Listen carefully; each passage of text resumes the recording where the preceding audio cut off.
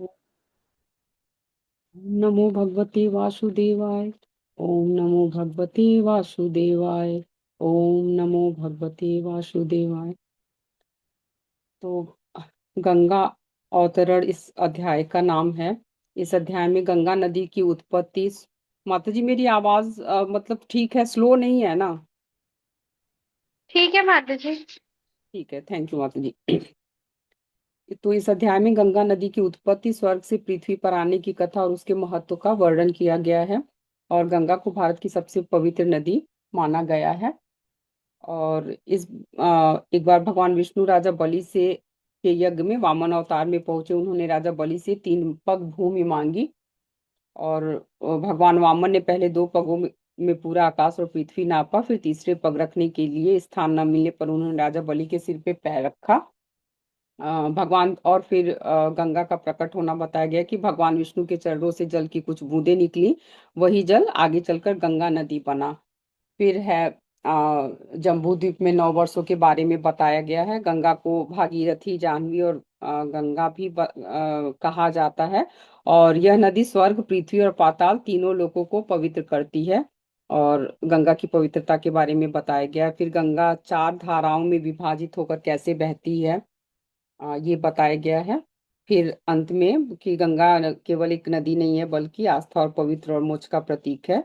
इस कारण भारत में गंगा को माँ का भी दर्जा दिया गया है। तो आ, हम पहले श्लोका से स्टार्ट करते हैं कि इसी श्लोक में श्री सुखदेव गोस्वामी जी ने गंगा माता की उत्पत्ति और उनकी पवित्रता का अत्यंत सुंदर वर्णन किया है। यह प्रसंग जो है भगवान विष्णु, वामन अवतार और गंगा नदी की दिव्यता से जुड़ा हुआ है। सुखदेव गोस्वामी जी कहते हैं कि भगवान श्री विष्णु सभी यज्ञों के भोक्ता हैं। जब राजा बलि के यज्ञ में भगवान वामन रूप में प्रकट हुए तो उन्होंने अपना वामन चरण ब्रह्मांड के ऊपरी भाग तक फैला दिया। और उनके चरण के अंगूठे से ब्रह्मांड में एक छिद्र बन गया। और उस छिद्र से होकर विष्णु चरणों से निकला जल इस ब्रह्मांड में प्रवाहित हुआ। यही दिव्य जल जो है आगे चलकर गंगा नदी कहलाया। चूंकि यह जल भगवान विष्णु के चरणों को धो कर आया था, इसलिए इसे विष्णुपदी भी कहा गया है। गंगा जल का रंग जो है वो है अत्यंत मनोहर और हल्का गुलाबी बताया गया है। इसको इसलिए गुलाबी बताया गया है क्योंकि वह भगवान के जो केसर लेपित चरण हैं, उसको धोने के कारण इनका रंग जो है हल्का गुलाबी बताया गया है यहाँ पे। तो इसके स्पर्श मात्र से जो है प्राणियों के पाप, मानसिक विकार और अशुद्धियां नष्ट हो जाती हैं। तो गंगा जल स्वयं सदैव शुद्ध रहता है क्योंकि वह भगवान के श्री चरणों से उत्पन्न हुई है। तो गंगा जी के कई नाम बताए गए हैं, जैसे विष्णुपदी, क्योंकि यह विष्णु चरणों से निकली है। तो इनका एक नाम विष्णुपदी है, जानवी है, भागीरथी है, आदि नाम इनके गंगा जी के हैं। और हजारों वर्षों तक जब गंगा का जल ध्रुव लोक में रहा, फिर बाद में क्या हुआ जब वह पृथ्वी पर आई, इसलिए इन तीनों लोगों को पवित्र करने वाली करने वाली गंगा को गंगा नदी कहा जाता है कि वो तीनों लोगों को पवित्र करती हैं। फिर इस श्लोक के माध्यम से यह भी बताया गया कि गंगा केवल एक नदी नहीं बल्कि दैवी शक्ति का प्रतीक है। वे सभी जीवों के पापों को नष्ट करने वाली है। इसी कारण गंगा जल को पावन और मोक्षदायक भी माना गया है।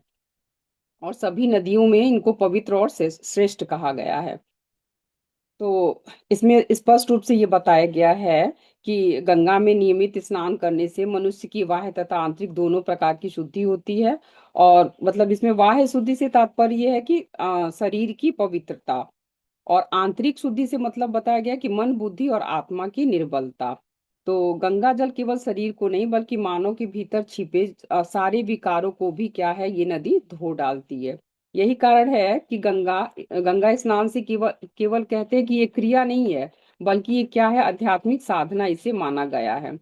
तो कहा जाता है कि जो व्यक्ति नियमित रूप से गंगा स्नान करता है और उसके मन में भगवान श्री हरि के भक्ति के प्रति भाव उत्पन्न होता है, और फिर क्या होता है, वो धीरे धीरे आध्यात्मिक मार्ग की ओर अग्रसर होता है। तो इसलिए यही कारण है कि मनुष्य के महा जो है कि महान ऋषि और मुनि हैं, जिनमें आदि शंकराचार्य जी भी सम्मिलित हैं, गंगा की महिमा का वो बार बार गुणगान करते हैं। तो आ, भारत भूमि में गंगा को गंगा, यमुना, गोदावरी, कावेरी, कृष्णा जैसी पवित्र नदियों के कारण पुण्य भूमि भी कहा गया है। और इन नदियों के तट पे रहने वाले लोगों को बोला गया है कि स्वभाव से ही क्या होते हैं, धार्मिक, सात्विक और आध्यात्मिक चेतना से युक्त होते हैं। फिर भगवान वामन को त्रिविक्रम अवतार भी बोला गया। त्रिविक्रम अवतार क्यों कहा गया है, कोई भक्त बता पाएगा? भगवान भगवान वामन को त्रिविक्रम अवतार कहा गया है, क्यों कहा गया है, कोई भक्त बताएगा? माता जी, ठीक हाँ, है। ये लिखा है कि उन्होंने 3 वीरता पूर्वक काम किए थे। इत- इसलिए इनको कहा गया था कि भगवान वामन ने एक पग में पृथ्वी, दूसरे पग में स्वर्ग और तीसरे पग में ब्रह्मांड को नाप लिया था, इसलिए इन्हें त्रिविक्रम कहा गया था। तो ठीक है माता जी। जी उनके चरणों उनके चरणों से निकली पवित्र धारा आगे चलकर गंगा बनी, जो आज क्या है, वो गंगा नदी मानवता को पवित्र कर रही है। श्लोक संख्या 2 में इसमें बताया गया है कि ध्रुव महाराज जो हैं, राजा उत्तानपाद के जो पुत्र थे, वे बचपन से ही क्या थे, अत्यंत दृढ़ निश्चयी और वो ईश्वर भक्त थे। उन्होंने बहुत कम आयु में ही क्या किया था कि भगवान विष्णु की कठोर तपस्या की और अपनी अडिग भक्ति से भगवान को प्रसन्न कर लिया था। जो आप सभी भक्त वो जो हम चैप्टर हम लोगों ने रीड किया था उसमें सभी जानते हैं भगवान भक्त ध्रुव के महाराज के बारे में। तो यही यहाँ पे बताया गया कि ग्रंथों में वर्णन आता है कि ध्रुव महाराज इतने महान भक्त थे कि गंगा जल स्वयं भगवान श्री विष्णु के चरणों को धोकर उनके मस्तक पे विराजमान होती हैं। सोचिए, यह उनके अद्भुत अद्भुत भक्ति भाव का प्रणाम है। तो बताया गया कि जब कोई व्यक्ति पूर्ण रूप से भगवान की भक्ति में लीन हो जाता है, तब उसकी जो आत्मा ईश्वर से जुड़ जाती है। ऐसी अवस्था में क्या होता है कि नेत्रों से अश्रुधारा बहने लगती है, शरीर पुलकित हो जाता है और हृदय भगवान के नाम से भर जाता है और मन सांसारिक मोह से ऊपर उठ जाता है। और इसमें विरक्त अवस्था तथा द्रवित चित्त की अवस्था इसको बताया गया है। ध्रुव महाराज भी जब भगवान विष्णु का स्मरण करते थे तो उनके नेत्र जो हैं अश्रुपूर्ण हो जाते थे और वे दिव्य आनंद में डूब जाते थे। और इसमें महाभागवत का लक्षण की बताया गया कि शास्त्रों के अनुसार जो व्यक्ति निरंतर भगवान का स्मरण करता है, जिसका मन संसार से हटकर प्रभु में लीन हो जाता है, वही महाभागवतम कहलाता है। और ध्रुव महाराज इसी कोटि के वो भक्त थे। इसमें चैतन्य महाप्रभु भी बता रहे हैं कि भगवान के प्रेम में भाव विभोर होकर भक्ति का जीवन उदाहरण भाव विभोर होकर भक्त हाँ, चैतन्य महाप्रभु ने भाव विभोर होकर भक्ति का जीवंत उदाहरण प्रस्तुत किया है। और उन चैतन्य महाप्रभु का संपूर्ण जीवन यह सिखाता है कि ईश्वर भक्ति केवल पूजा नहीं है, बल्कि क्या है, आत्मा की अनुभूति है। ठीक है। फिर श्लोक संख्या 3 में बताया गया है कि शास्त्रों के अनुसार जो कि इस ध्रुव लोक के नीचे स्थित लोकों में सप्त ऋषि तो सप्त ऋषि जो हैं मरीचि, वशिष्ठ और अत्रि, इनके अलावा जो और 4 ऋषि हैं, उनके नाम कोई बताएगा, कोई भक्त? सप्त ऋषि हम जिन्हें बोलते हैं। ठीक है। इसमें मरीचि, वशिष्ठ, अत्रि के द्वारा इनके अलावा है अंगिरा, पुलस्त्य, पुलह और क्रतु। तो ये सभी महापुरुष जो हैं वो क्या हैं, अपने मस्तक पे गंगा जल को धारण करते हैं, क्योंकि वे उसे केवल जल नहीं बल्कि पवित्रता, तपस्या और भक्ति का प्रतीक मानते हैं। उनका उन अब इन ऋषियों का जीवन हमें ये सिखाता है कि क्या है, भक्ति ही परम धन है और भक्ति ही सभी तपस्याओं की सिद्धि है। और भक्ति जो है वो दिव्य जीवन का श्रेष्ठ साधन बताया मतलब है। हमारे शास्त्र बताते हैं और कि मनुष्य जीवन के 4 पुरुषार्थ होते हैं, धर्म, अर्थ, काम और मोक्ष। परंतु जिन महापुरुषों को भगवान की शुद्ध भक्ति प्राप्त हो जाती है, क्या होता है कि वे इन चारों से ऊपर उठ जाते हैं। उनके लिए जो मोक्ष है वो भी तुच्छ हो जाता है। उन्हें केवल भगवान की सेवा में ही आनंद मिलता है। जैसे ज्ञानियों के लिए ब्रह्म में लीन होना तो लक्ष्य हो सकता है, वैसे ही भक्तों के लिए भगवान की भक्ति जो है वो परम सत्य होती है। फिर परपट में प्रभुपाद जी समझा रहे हैं निर्विशेषवादी और भक्त में अंतर बताते हुए प्रभुपाद जी ने बताया कि निर्विशेषवादी जो हैं वो ईश्वर को निराकार मानते हैं, ब्रह्म में लीन होना चाहते हैं, जीवन को शून्यता की ओर ले जाना चाहते हैं। परंतु जो भक्त होते हैं वो भगवान को साकार मानते हैं, उनके दिव्य रूप लीला और सेवा में वो क्या करते हैं, विश्वास रखते हैं और प्रेम पूर्वक भगवान से जुड़ना चाहते हैं। तो भक्तों का लक्ष्य यही होता है कि वो भगवान की सेवा करें, उनकी कृपा प्राप्त करें और भक्ति में अपना जीवन समर्पित करें। तो और भक्ति का जो सर्वोच्च स्थान वो है, श्रील प्रभुपाद जी बता रहे हैं कि और महापुरुषों के अनुसार जो है कि जिस व्यक्ति को विशुद्ध भक्ति प्राप्त हो जाती है तो उसके लिए मोक्ष भी क्या होता है, तुच्छ है, सांसारिक सुख भी महत्वहीन है और केवल भगवान की कृपा ही सर्वश्रेष्ठ है। आगे जो है श्री चैतन्य महाप्रभु जी भक्ति योग के महत्व को समझाते हुए बता रहे हैं कि इसमें केवल जन्म तप या इंद्रियों को दबाने से परम लक्ष्य की प्राप्ति नहीं होती है, बल्कि सच्ची भक्ति ही मनुष्य को परमात्मा तक पहुंचाती है। कहने का मतलब यह है कि केवल ज्ञान या तप से मोक्ष संभव नहीं है। श्री चैतन्य महाप्रभु आगे बताते हैं कि जो लोग केवल ज्ञान या कर्मकांड के द्वारा सिद्धि पाना चाहते हैं तो उनके लिए वह मार्ग भी क्या होता है, अत्यंत नर्क नर्क के समान है, क्योंकि इसमें अहंकार और इंद्रियों का प्रभाव क्या है, बना रहता है। तो इंद्रियों पर विजय पाना जो है ये तो है ही कि बहुत कठिन है। तो क्योंकि इंद्रियां अत्यंत चंचल होती हैं और योगी इन्हें वश में करने का प्रयास तो करते हैं, लेकिन बिना भक्ति के ये कभी भी संभव ही नहीं है। यहाँ इंद्रियों की तुलना किससे की गई है, विषधर सर्प से की गई है, जो साधक को कभी भी क्या होता है, नीचे गिरा सकता है। जैसे मान लीजिए उदाहरण में भी हम देख सकते हैं कि विश्वामित्र ऋषि का उदाहरण इसमें दिया भी गया है कि वो इतने सालों से तपस्या कर रहे थे, पर क्या हुआ कि जब उसी तपस्या के बीच में मेनका के आकर्षण में आके क्या किया, उनकी तपस्या भंग हो गई। तो इससे भी ये सिद्ध होता है कि सोचिए जब उतने बड़े तपस्वी का तपस्या भंग हो सकता है कि एक स्त्री के मात्र आकर्षण से, तो इसीलिए कहा जाता है कि केवल तप या योग पर्याप्त नहीं है। भक्ति योग क्या है, सबसे श्रेष्ठ मार्ग है। जो भक्त श्री भगवान की सेवा में लीन रहते हैं उनकी इंद्रियां क्या होती है, धीरे धीरे वो स्वतः ही वश में आ जाती हैं। वो क्या होता है, फिर धीरे धीरे वो माया के प्रभाव से भी मुक्त हो जाते हैं। तो इसलिए योग को सभी योगों में सबसे श्रेष्ठ सर्वश्रेष्ठ कहा गया है।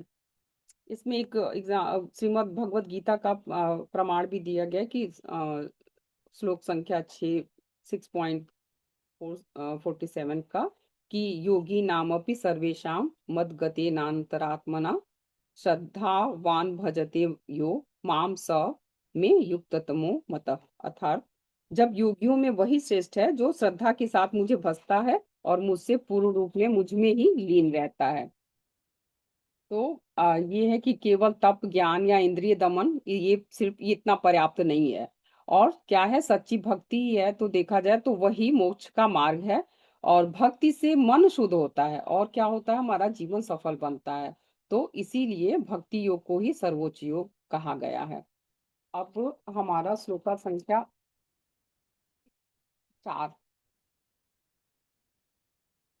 4 में, क्योंकि इसमें मुझे कुछ बहुत समझ में नहीं आ रहा था तो मैं इसे एज इट इज ही जो इसमें लिखा है वही मैं आप लोगों को बताना चाहूंगी कि श्लोका संख्या 4 में है कि जैसे ध्रुवलोक के जो पड़ोसी 7 लोगों को पावन करने के पश्चात गंगा का जल करोड़ों देवताओं के विमानों द्वारा अंतरिक्ष में ले जाया जाता है और तब यह चंद्रलोक को आप्लावित करता हुआ अंततः क्या है, मेरु पर्वत पर स्थित ब्रह्मा के आवास तक पहुंचता है।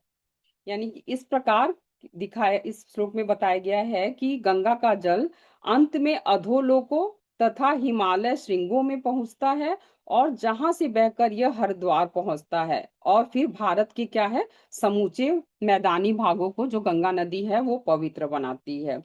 फिर श्लोक संख्या 5 में है कि मेरु पर्वत की चोटी पर गंगा नदी 4 धाराओं में क्या होता, आगे चलकर ये 4 धाराओं में बट जाती है और प्रत्येक धारा जो है अलग अलग दिशाओं की ओर, पूर्व पश्चिम उत्तर और दक्षिण की वेग से बहुत तेजी से निकलती है। और ये धाराएं जो है सीता, अलकनंदा, चच्चू तथा ये भद्रा के नाम से विख्यात है। और सब ये जो सारी नदियां हैं ये कहाँ बढ़ती हैं, सागर की तरफ बढ़ती हैं। फिर श्लोक संख्या 6 में है कि गंगा नदी को सीता नामक धारा मेरु पर्वत की चोटी पर स्थित ब्रह्मपुरी से होकर बहती हुई पार्श्व पार्श्ववर्ती केसराचल पर्वतों के श्रृंगों तक पहुंचती है, जो मेरु पर्वत जितने ही ऊंचे हैं। और ये पर्वत मेरु पर्वत के चारों ओर तंतु गुच्छ जैसे हैं।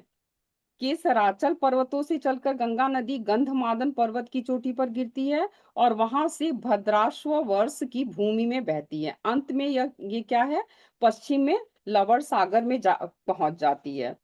श्लोक संख्या 7 में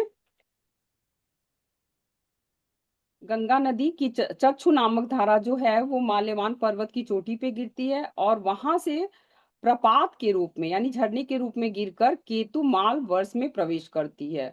अविच्छिन्न रूप से केतुमाल वर्ष में बहकर गंगा नदी पश्चिम की ओर लवण सागर तक पहुंच जाती है। फिर श्लोक संख्या 8 में हम देखेंगे कि जो गंगा नदी एवं अलकनंदा नदी का वर्णन किया गया है। जो वर्णन में ये बताया गया है कि गंगा नदी की उत्पत्ति, प्रवाह और उसकी जो विशेषताओं का वर्णन किया गया है, वो गंगा नदी की धारा उसको गंगा नदी की धारा जिसका नाम क्या है, किसी कोई भक्त को पता है धारा का नाम क्या है? भद्रा मतलब। जी जी, थैंक यू प्रभु जी। भद्रा, सीता, अलकनंदा और चच्चू।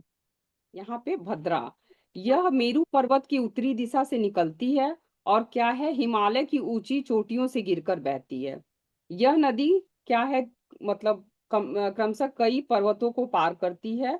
जैसे वो पर्वत है कुमुद पर्वत, नील पर्वत, श्वेत पर्वत और श्रृंगवान पर्वत से बहते हुए ये क्या है, इसके बाद वह कुरु प्रदेश से होकर बहती है और फिर जाकर अंत में लवण सागर समुद्र में जाकर मिल जाती है। तो ये नदी जो है गंगा नदी वो हमेशा निरंतर प्रवाहित रहती है और चारों दिशाओं को जल प्रदान करती है।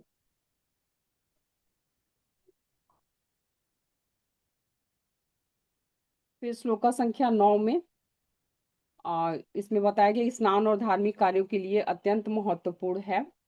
और अलकनंदा नदी का वर्णन करते हुए इसमें बताया गया है कि जो अलकनंदा नदी है वो दक्षिण दिशा में बहती है।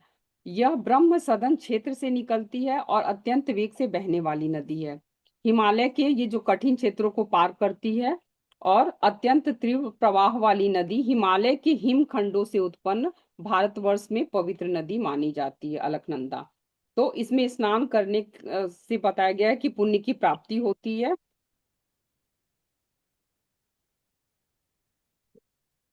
श्लोका फिर है कि और फिर क्या है, अंत में यह दक्षिण दिशा में बहते हुए क्या होता है, लास्ट में ये जाके बंगाल की खाड़ी में मिल जाती है। तो गंगा के धार्मिक महत्व को बताते हुए इसमें बताया गया है कि गंगा की पवित्र एवं मोक्षदायिनी नदी माना गया है और इसमें स्नान करने से क्या होता है, पापों का नाश होता है, मोक्ष की प्राप्ति होती है। और इसमें यह भी बताया गया है कि इसे राजसु और अश्वमेघ यज्ञों के समान फल देने वाली कहा गया है। ये जहाँ बंगाल की खाड़ी में मिलती है वहां पे इसे क्या कहते हैं, गंगा सागर कहते हैं। और आप लोगों ने अभी देखा भी होगा कि हर वर्ष जो मकर संक्रांति आती है तो उसमें भी वहाँ इलाहाबाद में जो कुंभ लगता है तो लाखों श्रद्धालु वहाँ स्नान करते हैं और मोक्ष की कामना करते हैं। तो ये प्रयाग की जो इलाहाबाद में है उस गंगा नदी का भी जो संगम में स्थित है वो बहुत ही महत्व है।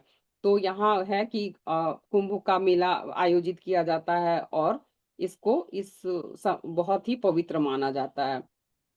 तो भारत में जो है गंगा स्नान की परंपरा भारत के अनेक परंपरा मतलब ये हम उस समय से ही चली आ रही है। और लोग मानते हैं कि गंगा स्नान से क्या है, पाप नष्ट होते हैं, आत्मा शुद्ध होती है, मोक्ष की प्राप्ति होती है। तो ये गंगा के महत्व के बारे में बताया गया है। फिर इसमें श्लोक संख्या 10 में है कि मेरु पर्वत की चोटी से है अन्य अनेक छोटी बड़ी नदियां जो हैं निकलती हैं मेरु पर्वत से। फिर ये नदियां पर्वतों की पुत्रियों के समान पे है, मतलब ये छोटी छोटी जो नदियां हैं इनको पर्वतों की पुत्रियां बताया गया है। और सैकड़ों धाराओं का रूप लेकर क्या है, ये अनेकों भूभाग में बहती हैं।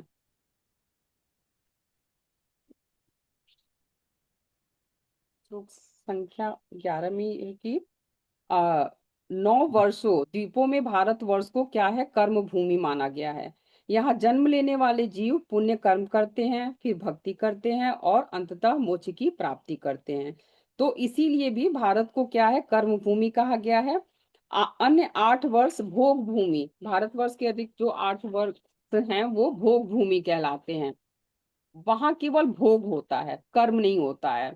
वहां के जीव जो हैं पहले किए गए पुण्यों का फल भोगते हैं और फिर जो नया पुण्य अर्जित नहीं कर सकते। इसलिए वो क्या है कि अंततः वह पुनः फिर क्या पृथ्वी पर जन्म लेते हैं। और इसमें स्वर्गलोक के सिद्धांत के बारे में ये बताया गया है कि श्रीमद् भागवत के सॉरी कि इसमें ये बताया गया है कि स्वर्गलोक जो है स्थायी नहीं है। पुण्य समाप्त होने पर आत्मा पुनः पृथ्वी पर आ जाती है, जैसा कि ये सब आप लोग सभी जानते हैं। और भगवत गीता में भी कहा गया है कि क्षीणे पुण्य मर्त्य लोकम विशंति, कि अर्थात जब पुण्य समाप्त होता होने पर जीव क्या है, फिर मृत्यु लोक में लौट आता है। तो कहा गया है इसमें कि ब्रह्मांड जो है वो भ्रमण की प्रक्रिया है। जीव पहले स्वर्ग जाता है, फिर पुण्य समाप्त होने पे पृथ्वी पर आता है। इसे क्या कहते हैं, ब्रह्मांड भ्रमण कहा गया है। तो यह चक्र तब तक चलता रहता है जब तक कि जीव भक्ति मार्ग को नहीं अपनाता है। तो फिर इसीलिए कहा जाता है कि जो व्यक्ति भगवान की भक्ति करता है, ज्ञान प्राप्त करता है, और वही व्यक्ति जो है सांसारिक मोह से ऊपर उठता है, फिर क्या होता है, तब जन्म मरण के चक्कर से मुक्त मुक्त हो जाता है। और फिर वो वैकुंठ या गोलोक धाम धाम को प्राप्त करता है। और फिर ये है कि पवित्रता को लेकर ये भी बताया गया है कि जो भारतवर्ष है वो केवल एक देश नहीं है, ये क्या है, यह मोक्ष प्राप्ति की भूमि है। यहाँ जो है जन्म लेना अत्यंत दुर्लभ है, और ये बहुत सौभाग्य की बात है कि हम भारत भूमि में जन्म लिए हैं। तो इसके महत्व को हम सबको समझना चाहिए। और इसीलिए हम सभी को ये चाहिए कि सत्कर्म करें, भक्ति करें और अपने जीवन को सार्थक बनाएं। फिर श्लोक संख्या 12 में स्वर्गलोक जो है, कि स्वर्गलोक और वहां के प्राणी हैं, वो शास्त्रों के अनुसार इस ब्रह्मांड में स्वर्गलोक जैसे उच्च लोक मौजूद हैं, जहाँ के निवासी हजारों वर्षों तक क्या है, जीवित रहते हैं। तो स्वर्गलोक के निवासी क्या होते थे, अत्यंत सुंदर, शक्तिशाली और वो देवताओं के समान होते थे। उनमें हजारों हाथियों जितनी शक्ति होती है। उनके जो शरीर हैं वृद्धावस्था से लगभग मुक्त होते हैं। उनका जीवन जो है अत्यंत आनंदमय और सुखद होता है। तो स्वर्गलोक में स्त्री और पुरुष बहुत लंबे समय तक आनंद पूर्वक जीवन जीते हैं। वहां भोग विलास होने के बावजूद जीवन कष्टमय नहीं होता। और फिर गर्भाधारण की प्रक्रिया में बताया है कि स्वर्गलोक में एक विशेष बात यह है कि लंबे समय तक क्या है, इंद्रिय सुख भोगने के बाद भी जब जीवन का 1 वर्ष शेष रह जाता है तभी स्त्री गर्भवती होती है। इससे ये स्पष्ट होता है कि स्वर्गलोक का जीवन भोग से भरा होने पर भी नियंत्रित और संतुलित होता है, ठीक वैसे ही जैसे त्रेता युग के मानव। फिर 4 युगों का परिचय दिया गया कि शास्त्रों के अनुसार समय को 4 युगों में बांटा गया था, सतयुग, त्रेता और द्वापर, कलयुग। तो सतयुग की विशेषताएं बताई गई कि सतयुग में सभी मनुष्य अत्यंत पवित्र और सदाचारी होते थे। लोग आत्मज्ञान और ईश्वर भक्ति में लगे रहते थे। समाज में लोभ लालच और भौतिक सुखों की चाह ही नहीं थी। सभी लोग संयमित और शांत जीवन जीते थे। फिर त्रेता युग और द्वापर युग के बारे में, कि त्रेता युग में लोग बिना किसी बड़े कष्ट के इंद्रिय सुख भोगते थे। द्वापर युग में भौतिक तापों की शुरुआत हुई, लेकिन कष्ट बहुत अधिक नहीं थे।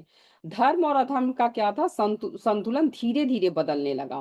फिर कलयुग की स्थिति आप सभी जान रहे हैं कि कलयुग के आते ही भौतिक कष्टों में अत्यधिक वृद्धि हुई। मनुष्य अधिक भोगी, स्वार्थी और क्या असंतुलित हो गया। फिर धर्म का ह्रास हुआ, अधर्म की वृद्धि होने लगी। दिव्य लोकों में आ, फिर उदाहरण, 1 मिनट, हाँ। फिर मतलब इसमें फिर ये इंद्रिय तृप्ति को लेके कि गर्भाधान को लेके समझाया गया है। जिसमें ये दिया है उच्च और निम्न योनियों में कैसे कि कुत्ते कुतिया तो इतने बच्चे दे देते हैं, और पर इस तरह से निम्न योनि में इस तरह का नहीं होता, ये सारा विस्तार से बताया गया है। फिर इसके माध्यम से सिर्फ हमें यही सिखाया जा रहा है कि भोग और आनंद का जो वास्तविक सुख संयम संतुलन क्या है, वो आध्यात्मिकता में ही है। और जैसे जैसे मनुष्य भौतिकता में डूबता गया, वैसे वैसे क्या है, कष्ट भी बढ़ते गए। तो इसमें यही मतलब सब बताने का ये है कि यदि हमें सुखी और शांत जीवन चाहिए तो हमें क्या है, सतयुग और दिव्य लोकों के गुणों से क्या है, प्रेरणा लेनी चाहिए। फिर है आपका श्लोक संख्या 13 में, इन स्वर्गीय लोकों में प्रत्येक भूखंड क्या है, ऋतुओं के अनुसार फूलों और फलों से सदा सुसज्जित रहता है। चारों ओर सुंदर उद्यान और मनोहर ढंग से सजे आश्रम दिखाई देते हैं। विशाल पर्वतों के बीच निर्मल जल से भरे सरोवर स्थित हैं, जिनमें कमल के नए नए फूल खिले रहते हैं और इसमें बहुत ही सुगंधित होते हैं, और भी जल जंतु रहते हैं। भौरों की मधुर गुंजार होती है। इस सबसे पूरा वातावरण क्या है, बहुत ही सुंदर और सजीव बना रहता है। तो इन लोकों में रहने वाले जो देवता अत्यंत आनंद पूर्वक जीवन जीते हैं। वे अपने सेवकों के साथ क्या है, सरोवरों के तटवर्ती उद्यानों में जीवन का सुख अनुभव करते हैं। और जो देवताओं की पत्नियां अपने पतियों के साथ हास परिहास करती हैं और प्रेम भाव से उन्हें निहारती हैं। सेवक देवताओं और उनकी पत्नियों को निरंतर चंदन और पुष्पमालाएं अर्पित करते रहते हैं। इस प्रकार जो है स्वर्गलोक के निवासी सुख सौंदर्य आनंद से भरपूर जीवन व्यतीत करते हैं। फिर भी वे स्वयं को परम पुरुष के शाश्वत सेवक मानते हैं। सोचिए, और उस सत्य को कभी नहीं भूलते। फिर श्लोक संख्या 14 में बताया गया है कि इस पृष्ठ में भगवान श्री नारायण की भक्तों पर कृपा और श्री विग्रह पूजा के महत्व का वर्णन किया गया है। भगवान का जो चतुर्व्यूह स्वरूप भगवान श्री नारायण अपने भक्तों की सेवा स्वीकार करने के लिए चार रूपों में क्या है, विस्तार करते हैं, जो सभी आप सब भक्त जानते हैं, वासुदेव, संकर्षण, प्रद्युम्न और अनिरुद्ध। तो इन रूपों के माध्यम से वे सदैव भक्तों के निकट रहते हैं।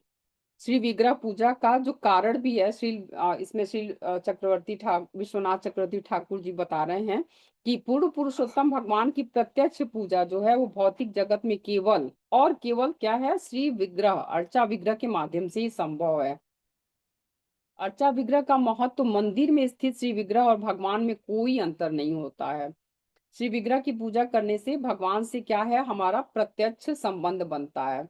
शास्त्रों में भी कहा गया है कि मंदिर में श्री विग्रह को पत्थर या धातु नहीं समझना चाहिए।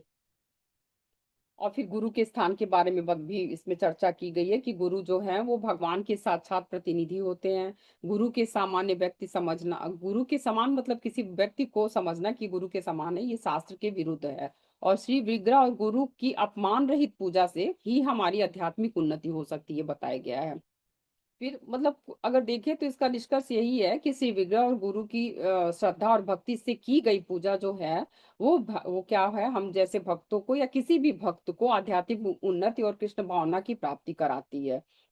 और फिर पद्म पुराण में आध्यात्मिक एवं भौतिक जगत का वर्णन करते हुए बताया गया है कि पद्म पुराण में आध्यात्मिक, श्लोका संख्या 14 है, हाँ, कि पद्म पुराण में आध्यात्मिक और भौतिक जगत की विस्तृत व्याख्या मिलती है। इसमें भगवान के विभिन्न स्वरूपों और लोकों का उल्लेख किया गया है। तो आध्यात्मिक जगत का स्वरूप, आध्यात्मिक जगत में श्री भगवान स्वयं है जो सर्वत्र विस्तार करते हैं। भगवान वासुदेव, संकर्षण, प्रद्युम्न और अनिरुद्ध रूप के रूप में पूजित होते हैं। और ये सभी भगवान के क्या है, दिव्य स्वरूप हैं। भौतिक जगत में भगवान का स्वरूप, भौतिक जगत में भगवान की सृष्टि का चतुर्थांश है। इसमें भगवान श्री विग्रह रूप में प्रकट होते हैं। तो भौतिक जगत की चारों दिशाओं में भगवान के स्वरूप उपस्थित हैं। विभिन्न लोकों का वर्णन, जल से आवृत वैकुंठ लोक में वेदवती नामक स्थान है जहां भगवान क्या, वासुदेव स्थित हैं। विष्णु लोक सत्य लोक के ऊपर स्थित है जहां संकर्षण निवास करते हैं। द्वारकापुरी में प्रद्युम्न का आधिपत्य है। क्षीर सागर और अनिरुद्ध क्षीर द्वीप में क्षीर सागर स्थित है। इस सागर के मध्य एरावतीपुर नामक स्थान है जहां अनंत शाही अनिरुद्ध विराजमान है। तो 9 व्यूहों का भी वर्णन किया गया है। कुछ सातवत तंत्रों में 9 व्यूहों का उल्लेख मिलता है। भगवान वासुदेव, श्री संकर्षण, श्री प्रद्युम्न, श्री अनिरुद्ध, श्री नारायण, श्री नृसिंह, श्री हयग्रीव, श्री महावराह, ब्रह्मा।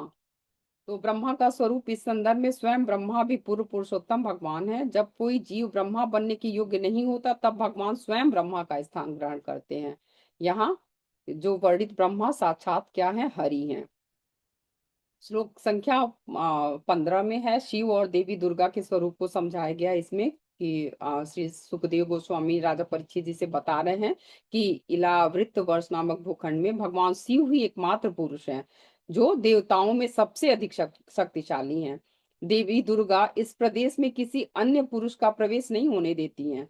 यदि कोई पुरुष प्रवेश का प्रयास भी करता है तो क्या करते हैं, देवी दुर्गा उसे तुरंत क्या करती है, स्त्री के रूप में परिवर्तित कर देती हैं। भगवान शिव का स्वरूप और स्थिति के बारे में बताते हुए जो है इलावृत में भगवान शंकर सदैव जो है वो देवी दुर्गा के साथ अनेक दासियों से घिरे रहते हैं। ये दासियां क्या है, पूरी श्रद्धा से उनकी सेवा करती हैं। भगवान शिव परम पुरुष के चतुर्व्यूह स्वरूप को ध्यान करते हुए क्या करते हैं, उनकी उपासना करते हैं। चतुर्व्यूह का अर्थ है परमात्मा का चतुर्व्यूह विस्तार 4 रूपों में माना गया है, वसुदेव, प्रद्युम्न, अनिरुद्ध और संकर्षण। इनके संकर्षण को चतुर्थ विस्तार माना गया है। क्या है, वे दिव्य है परंतु भौतिक जगत में इनका कार्य तमोगुण से संबंधित होता है, इसलिए इन्हें तामसी ईश्वर कहा जाता है। भगवान शिव और संकर्षण, भगवान शिव जानते हैं कि संकर्षण ही उनके अस्तित्व के मूल कारण हैं।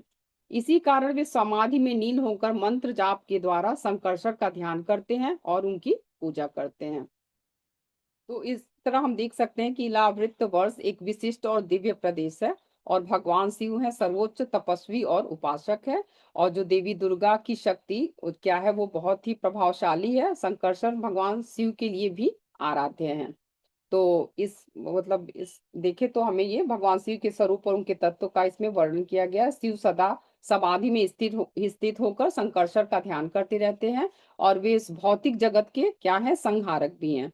जबकि ब्रह्मा सृष्टि करते हैं और भगवान विष्णु पालन करते हैं। संहार का कार्य तमोगुण से जुड़ा होता है, इस कारण शिव को पारंपरिक रूप से तामसिक कहा गया, परंतु वास्तव में जो शिव हैं और संकर्षण दोनों ही प्रबुद्ध, दिव्य और क्या है, भौतिक गुणों सत्व, रज और तम से परे हैं। ये वे इन गुणों से प्रभावित नहीं होते हैं, बल्कि वे अपने कर्म के कारण कभी कभी तमोगुण से संबंध माने जाते हैं, पर प्रभावित वो कभी नहीं होते हैं। श्लोक संख्या 17 में कि इसमें मंत्र ओम नमो भगवते वासुदेवाय को बोला गया है। महापुरुषाय के माध्यम से भगवान शिव की महिमा बताई गई है, और शिव को सर्वाधिक शक्तिशाली महापुरुष, समस्त दिव्य गुणों का आधार, अनंत और भौतिक जगत से परे बताया गया है। और इसमें वो कह रहे हैं कि मैं संकर्षण के रूप में आपको आदर पूर्वक प्रणाम करता हूँ भगवान को। फिर श्लोक संख्या 18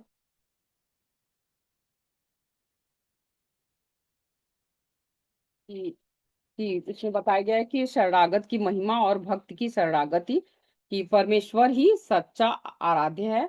कि और उनके प्रभु को वो ये बताते हैं कि हे प्रभु, हम आपके एकमात्र आराध्य व्यक्ति हैं, और आप पूर्ण पुरुषोत्तम संपूर्ण श्रेष्ठ हैं। आपके चरण कमल ही भक्तों का एकमात्र आश्रय है ना। श्री भगवान की महिमा और भक्ति का वो गुणगान करते हैं। तो भक्तों के उद्धार में जो प्रभु भगवान हैं वो क्या करते हैं, अनेक रूपों में संवारते और संरक्षण देते हैं। वो मतलब भगवान को कह रहे हैं कि आप ही हैं जो भक्तों को अनेक रूपों में संवारते और संरक्षण देते हैं, और आप ही हैं जो भौतिक बंधनों और संसार के चक्र से मुक्त कराते हैं।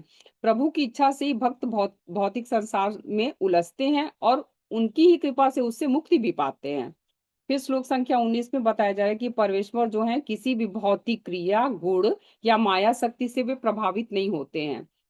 हम अपनी इच्छाओं और क्रोध के वेग को अक्सर नियंत्रित नहीं कर पाते हैं।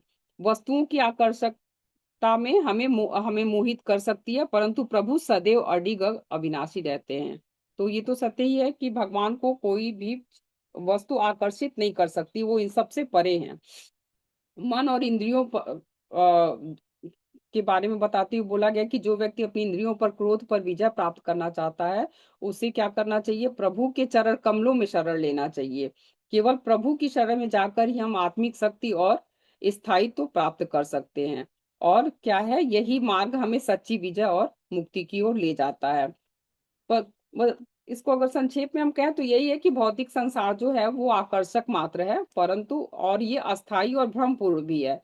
और प्रभु की जो शरण है वही हमारे जीवन का स्थायी मार्गदर्शक और सुरक्षा है। और भक्त की सर्वोच्च भक्ति प्रभु क्या है, जो सर्वोच्च भक्ति है वो प्रभु पर पूर्ण विश्वास और निष्ठा है।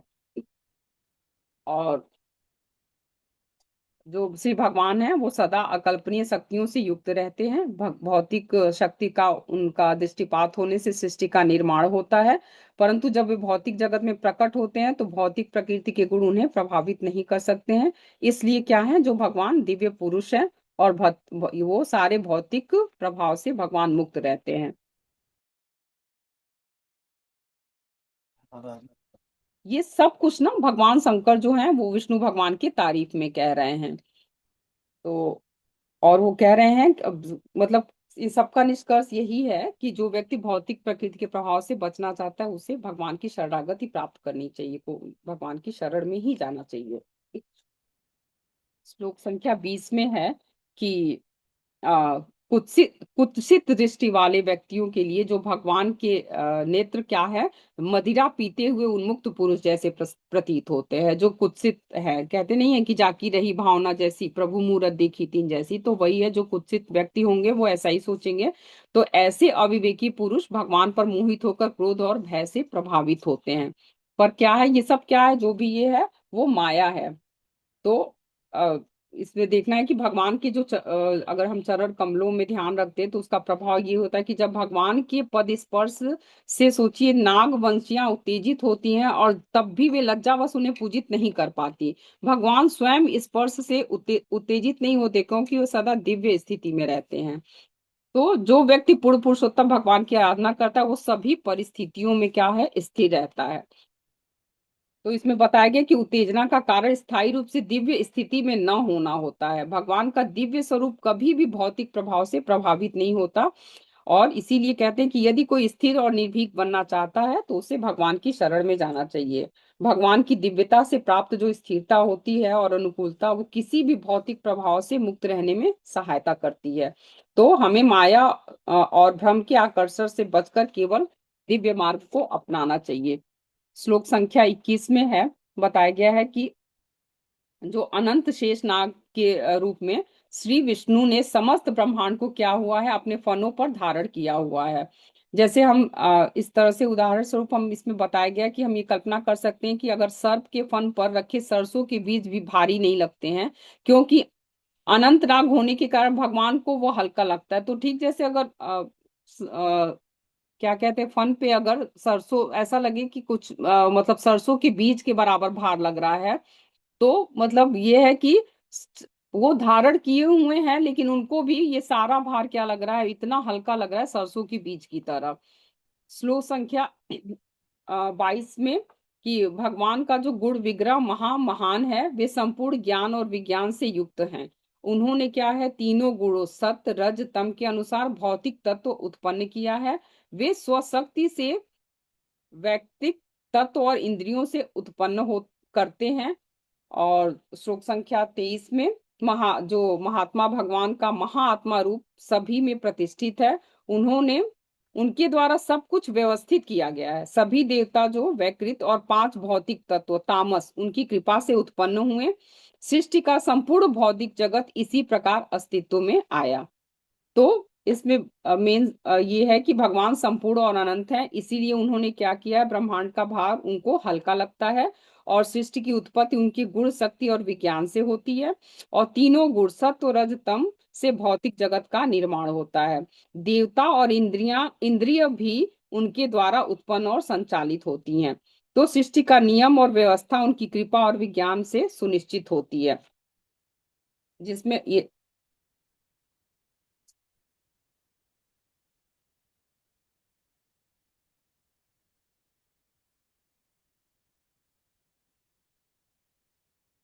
श्लोक संख्या 22 और 23।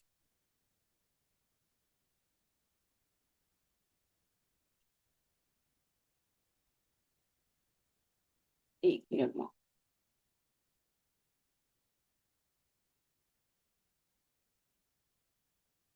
श्लोक संख्या 24। आ, पूर्ण पुरुषोत्तम भगवान की माया हम सभी जीवात्माओं को भौतिक जगत से क्या है, बांधती है। हमारी मुक्ति और समझ भगवान की कृपा के बिना कभी संभव नहीं है। और भगवान इस जगत की उत्पत्ति और लय के कारण हैं। जिसमें श्लोक में ये बताया भी गया कि दैवी हर्षा गुणमयी मम माया दुरत्या मामेव ये प्रपद्यन्ते माया मेतम तरंती ते। तो मतलब इसमें ये बताया गया है कि जो भगवान कह रहे हैं कि मेरी दैवी शक्ति यानी भौतिक प्रकृति से बनी माया अत्यंत दुर्लभ और कठिन है। जो लोग मेरी शरण में आते हैं वे सुगमता से इसको पार पा जाते हैं। तो भगवान की माया से कार्य करने वाले जीवात्मा लगातार ब्रह्मांड में क्या है, घूमते रहते हैं। और विभिन्न योनि में जन्म लेकर कई समस्याओं का सामना करते हैं। कभी कभी क्या होता है कि वे समस्याओं से ऊपर उठकर मुक्ति प्राप्त कर सकते हैं।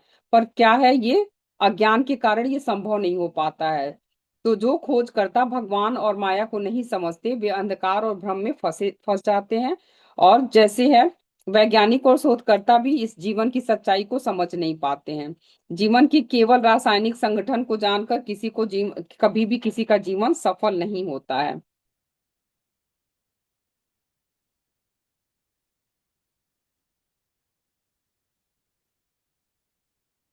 फिर इसमें आगे ये बताया है गया है कि सभी रासायनिक पदार्थ पांच महाभूतों से बने हैं: पृथ्वी, जल, अग्नि, वायु, आकाश। तो जीवन की जो उत्पत्ति है इन पांच तत्वों से ही नहीं होती है। जीवात्मा में पांच स्थूल भौतिक तत्व, तीन सूक्ष्म तत्व, मन, बुद्धि, अहंकार, शाश्वत जीवात्मा होते हैं। तो जीवन का सृजन जो है केवल भौतिक तत्वों से नहीं होता है। जीवात्मा का वास्तविक ज्ञान भगवान की कृपा और माया की समझ से ही प्राप्त होता है। भौतिक ज्ञान और वैज्ञानिक प्रयास जीवन की सत्यता नहीं दिखा सकते हैं।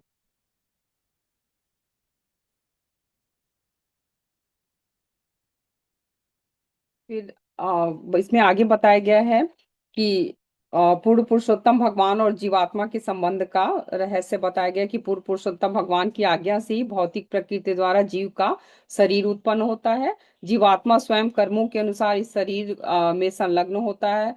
सकर्म कर्मों का प्रभाव, फिर जीवात्मा सकर्म कर्मों में फंस जाता है। जैसे कि मान लीजिए मन, इंद्रिय और प्रकृति के बीच जो संघर्ष है, जीव और इस क्या बताया, जीवात्मा अपने कर्मों और माया में हमेशा उलझा रहता है। इसे भगवान द्वारा संचालित यंत्र के समान बताया गया है।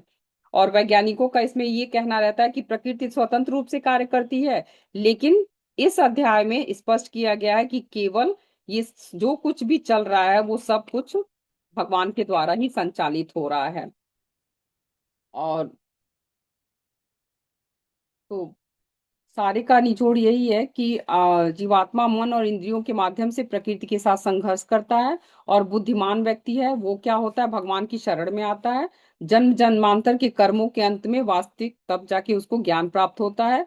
और क्या है कि बहुत से जन्म जन्मांतरों के अंत में जीवात्मा भगवान की शरण में जब आता है तो माया के बंधनों से मुक्ति जो है इस ज्ञान के द्वारा ही ये संभव हो पाता है।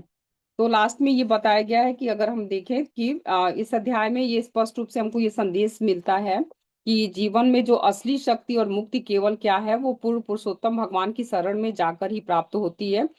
जैसा कि भगवान श्री कृष्ण ने भगवत गीता में भी कहा है कि मन, इंद्रिय और कर्म हमेशा संघर्ष में रहते हैं। लेकिन जब हम क्या है सच्चे ज्ञान के साथ भगवान की शरण लेते हैं, तब जन्म जन्मांतरों के बंधनों का अंत होता है और आत्मा माया के जाल से मुक्त हो जाती है।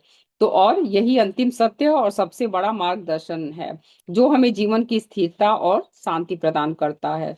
तो कुल का यही है कि हमें बिल्कुल निस्वार्थ भाव से और सच्चे मन से भगवान की शरणागति ग्रहण करनी चाहिए। Thank you. मुझसे बहुत सी त्रुटियां हुई हैं और मैं सभी भक्तों से क्षमा चाहूंगी।